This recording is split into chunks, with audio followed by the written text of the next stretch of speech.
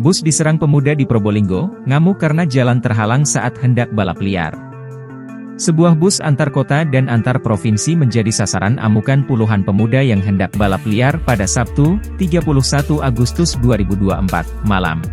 Momen penyerangan oleh sejumlah pemuda itu diebutkan terjadi di jalur Pantura Probolinggo Situbondo.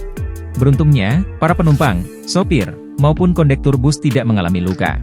Hanya saja bumper bus bernopol DK7877FB di bagian depan mengalami kerusakan dan kaca depan samping kanan bus pecah akibat hantaman benda tumpul.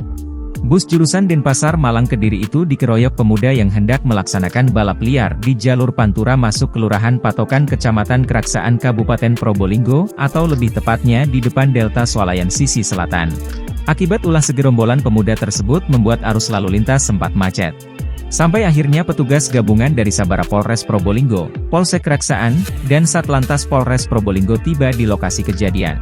Pas saya ngopi di pinggir sambil lihat balapan itu, mereka sudah seperti mengepung bus, ada yang mukul kaca dengan kayu, ada yang lempar pakai batu, kata Izat saksi di lokasi kejadian. Lanjut Izat, saat itu bus menyeruduk motor yang sudah start untuk balapan sehingga yang lain tak terima lalu mengepung bus sampai tak bisa jalan. Sementara itu, kondektur bus Sahrul Zulkarnain mengatakan bus yang ditumpanginya dikeroyok pemuda yang hendak balap liar.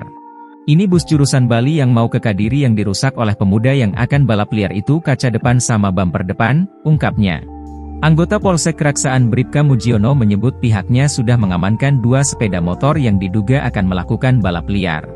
2 kendaraan sudah diamankan dan akan dibawa atau dilimpahkan ke Polres Probolinggo. Untuk kronologi lengkapnya masih belum bisa kami sebut, karena kami awalnya menerima laporan ada bus yang dikeroyok, ujarnya singkat.